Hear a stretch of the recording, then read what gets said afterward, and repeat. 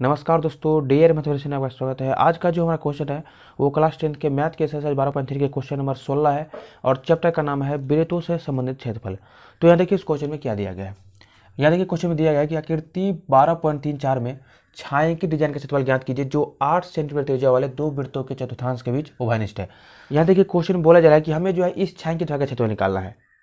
Question में जो है आपको इस टाइप से फिगर दिया होगा, लेकिन हम जो है अलग से ये फिगर बनाए हैं समझाने के लिए। अब इसके बाद जो है क्वेश्चन में बोला जा रहा है कि जो 8 सेंटीमीटर त्रिज्या वाले दो वृत्तों के चतुर्थांशों के बीच उभयनिष्ठ है। तो इसका मतलब क्या हुआ कि ये जो है 8 सेंटीमीटर का जो है पहला चतुर्थांश हुआ और ये जो है 8 सेंटीमीटर का जो है दूसरा चतुर्थांश हुआ। अब इसके बाद जो है हम चतुर्थांश को कैसे पहचानेंगे, तो यहाँ देखिए कि ये देखिए ये दो को त्रिज्या हो गया और ये वाला एक चाप हो गया, ये क्या एक चतुर्थांश है। अब देखिए इसके बाद जो है इसको हम चतुर्थांश बोलते क्यों हैं, तो इसको हम चतुर्थांश इसलिए बोलते हैं क्योंकि इसकी त्रिज्या के बीच का कोण कितना है, तो 90 डिग्री का है। अब इसके बाद देखिए क्वेश्चन में क्या बोला जा रहा है। यहाँ देखिए कि दो वृत्तों के चतुर्थांशों के बीच उभयनिष्ठ है। तो इसका मतलब क्या हुआ कि पहला वृत्त का जो चतुर्थांश है, मान लीजिए ये वाला और दूसरा वृत्त का जो चतुर्थांश है मान लीजिए ये वाला, ये दोनों चतुर्थांश के बीच में जो है ये क्या है, ये छाया की डिजाइन उभयनिष्ठ है। ये जो है क्वेश्चन बोला जा रहा है। अब उभयनिष्ठ मतलब क्या हुआ कि कॉमन हुआ, दोनों चतुर्थांश के बीच में जो है ये उभयनिष्ठ है। अब देखिए इस छाया की डिजाइन का जो है क्षेत्रफल निकलेगा कैसे, तो यहाँ देखिए यहाँ पर जो है हम ए से सी को मिला दिए हैं। ये जो है डायगोनल है किसका, तो ये इस वर्ग का क्या है, एक डायगोनल है। अब मिलाने से क्या फायदा हुआ कि ये जो है एक वृत्तखंड हो गया और ये जो है दूसरा वृत्तखंड हो गया। मिलाने से क्या फायदा हुआ कि एक वृत्तखंड ये हुआ और एक वृत्तखंड ये हुआ। तो यहाँ पर जो है अगर हम इसको बोलते हैं कि वृत्तखंड एक और इसको बोलते हैं वृत्तखंड दो।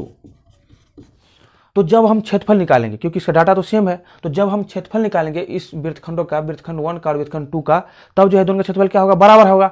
और हम दोनों के क्षेत्रफल को अगर हम जोड़ देंगे तब जो है क्या आ जाएगा, तो इस छाया के भाग का क्षेत्रफल आ जाएगा। तो चलिए छाया की डिजाइन का क्षेत्रफल निकालते हैं। हल। जो पहले क्वेश्चन में दिया गया इसको लिख लेते हैं। तो दिया गया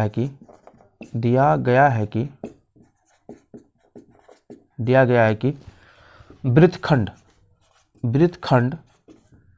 एक का त्रिज्या बराबर वृत्तखंड दो का त्रिज्या बराबर कितना, तो 8 सेंटीमीटर। फिर जो है इसके बाद देखिए θ1 बराबर θ2 बराबर क्या है, तो 90 डिग्री।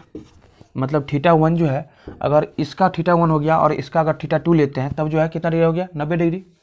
अब चलिए इसके बाद जो है अब वृत्तखंड 1 का क्षेत्रफल बराबर वृत्तखंड 2 का क्षेत्रफल बराबर क्या होगा, तो πr² θ बटा 360 डिग्री माइनस 1/2 r² sin θ। अब देखिए यहाँ पर जो ये फॉर्मूला जो हम लिखे हैं, तो इसमें जो है ये किसका क्षेत्रफल हो गया, तो ये जो है त्रिज्यखंड का क्षेत्रफल हो गया और ये जो है त्रिभुज का क्षेत्रफल हो गया। तो ये कैसे, अब देखिए हम लोग जानते हैं कि त्रिज्यखंड क्या होता है, तो दो त्रिज्या, इन त्रिज्या के बीच में कोण और इसका एक चाप, ये क्या होता है, तो त्रिज्यखंड होता है। तो इसीलिए जो है हम क्या किए हैं कि त्रिज्यखंड में से, यहाँ देखिए ये त्रिज्यखंड में से जो है इस त्रिभुज को हटा दिए हैं इस टाइप से। यहाँ देखिए ये जो है क्या हो गया, त्रिज्यखंड हो गया और या फिर चतुर्थांश हो गया, और ये वाला त्रिभुज को हम हटा देते हैं तब जो है खाली ये वृत्तखंड बच जाएगा। तो यहाँ पर जो है हम त्रिज्यखंड और चतुर्थांश दोनों बोल रहे हैं। तो यहाँ पर देखिए कि इसका मतलब क्या हुआ, वैसा त्रिज्यखंड जिसके त्रिज्याओं के बीच का कोण कितना हो, 90 डिग्री का हो, उससे हम क्या बोलेंगे, हम चतुर्थांश बोलेंगे। तो यहाँ पर जो है हम इस चतुर्थांश को या इस चतुर्थांश को हम त्रिज्यखंड बोल सकते हैं। तो अब यहाँ देखिए क्या होगा, पाई का मान कितना लेना है, तो 10/7 गुने आर का मान कितना लेना है, तो 8 सेंटीमीटर मतलब 8 गुने 8 r² है।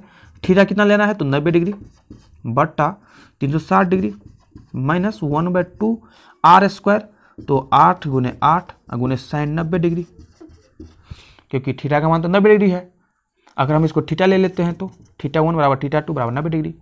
अब देखिए यहाँ पर 9 चौक 36, 4 दूनी 8, तो यहाँ पर जो है कितना बच गया, 22 गुने 16/7 माइनस यहाँ देखिए 2 चौका 8, तो यहाँ पर जो है कितना आ गया 8 चौक 32 गुने 90 डिग्री मतलब 1, इसको नहीं लिखते हैं। अब देखिए यहाँ पर जो है अगर हम 16 कॉमन ले लेते हैं तो कितना आता है, तो 22/7 माइनस 2, क्योंकि 16 9 32 होता है। अब जब इसको एलसीएम लेंगे, यहाँ देखिए 7 को 2/1 कर लेते हैं, तो 22 माइनस 14, तो कितना आएगा 16 गुने 8 मतलब 22 में से अगर हम 14 घटाते हैं तो कितना आता है, तो 8 आता है बटा 7, तो 16 × 128/7 सेंटीमीटर स्क्वायर। तो चलिए अब छायांकित भाग का क्षेत्रफल निकालते हैं। तो अतः छायांकित भाग का क्षेत्रफल बराबर छायांकित भाग का क्षेत्रफल बराबर क्या होगा, तो वृत्तखंड 1 का क्षेत्रफल प्लस वृत्तखंड 2 का क्षेत्रफल। तो वृत्तखंड 1 का भी वही है और वृत्तखंड 2 का भी वही है क्षेत्रफल। तो क्या होगा 128/7 प्लस 128/7, तो यहाँ पर क्या होगा 7, तो 128 प्लस 128 दोनों के जोड़ेंगे कितना आएगा 256/7 सेंटीमीटर स्क्वायर। तो ये जो है दोनों को जोड़ने के बाद वृत्तखंड 1 के क्षेत्रफल और वृत्तखंड 2 के क्षेत्रफल को जोड़ने के बाद जो है इस छायांकित रीजन का क्षेत्रफल आ गया, इस छायांकित रीजन का क्षेत्रफल आ गया। तो हम उम्मीद करते हैं कि आपको जो है इस क्वेश्चन का सलूशन बहुत ही अच्छा समझ में आया होगा।